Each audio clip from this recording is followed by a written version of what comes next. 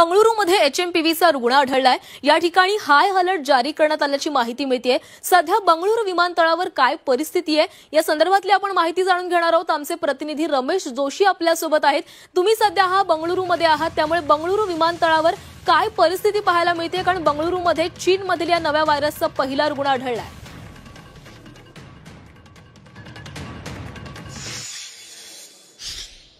कोरोनापेक्षा धोकादायक मानल्या गेलेल्या एचएमपीव्ही या विषाणूजन्य आजाराचे रुग्ण जे आहेत त्यातला पहिला रुग्ण आहे तो बंगळुरू एअरपोर्टवर सापडलेला आहे।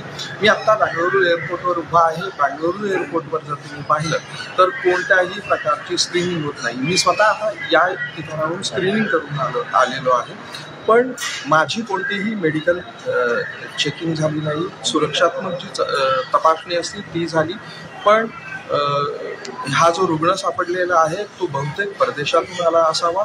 पण आता जर तुम्ही पाहिलं तर डोमेस्टिक एअरपोर्टवर अशी कोणतीही तपासणी होत नाही। पण आता प्रत्येकाने इथून सावध राहण्याची गरज आहे। कोरोनानंतर गेलेला मास्क आता पुन्हा आलेला आहे। तर बंगळुरूतील 8 महिन्यांच्या चिमुकलीला या व्हायरसची लागण झालेली आहे। सध्या विमानतळावरची आपण दृश्य पाहिली तर सध्या बंगळुरू विमानतळावर कोणतीही काळजी घेतली जात नाहीये, कोणतीही वैद्यकीय तपासणी होत नाहीये। मात्र या रुग्ण आढळल्यानंतर आता बंगळुरू विमानतळावर देखील चाचणी सुरू केली जाईल, तपासणी सुरू केली जाईल अशी आपण आशा करूयात, कारण कोरोना काळातही अशाच प्रकारे विमानतळांवर तपासणी केली जात होती। या व्हायरसचा मृत्यूदर जरी कमी असला तरी मात्र तो काही रुग्णांसाठी धोकादायक असू शकतोय। ज्या रुग्णांना आधीपासूनच काही मोठे त्रास आहेत, मोठे आजार आहेत, त्या रुग्णांसाठी हा व्हायरस हा धोकादायक असू शकतोय। त्यामुळे घाबरून जाऊ नका, मात्र काळजी घ्या असं आवाहन आरोग्य विभागाकडून केलं जातंय। तर एचएमपीव्ही व्हायरसची भारतामध्ये एंट्री झालेली आहे।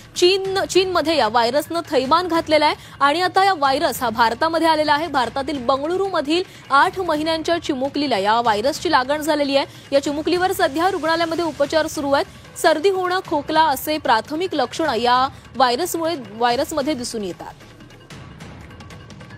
काही वेळापूर्वीच आपण तज्ञ डॉक्टरांशी देखील संवाद साधलेला होता। या व्हायरसचा धोका त्या मानानं कोरोनाच्या मानानं कमी आहे। सध्या एचएमपीव्हीचा रुग्ण जरी भारतामध्ये आढळलेला असला तरी घाबरून जाऊ नका। आपण काळजी घेतली तर आपल्याला या व्हायरसची लागण होणार नाही असा सल्ला देखील डॉक्टरांकडून देण्यात येतोय। गर्दीच्या ठिकाणी जाणं टाळा, मास्कचा वापर करा, सॅनिटायझर वापरा अशा देखील सूचना आरोग्य विभागाकडून देण्यात आलेल्या आहेत।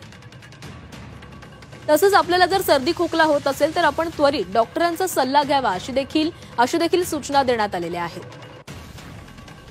एचएमपीव्ही व्हायरसनं भारतामध्ये एंट्री केलेली आहे। बंगळुरूमध्ये या व्हायरसचा पहिला रुग्ण आढळलेला आहे। भारतामध्ये हा पहिला रुग्ण आढळलाय। एका 8 महिन्याच्या चिमुकलीला या व्हायरसची लागण झाली आहे। या व्हायरसची लागण झाल्याची माहिती समोर आलेली आहे। या चिमुकली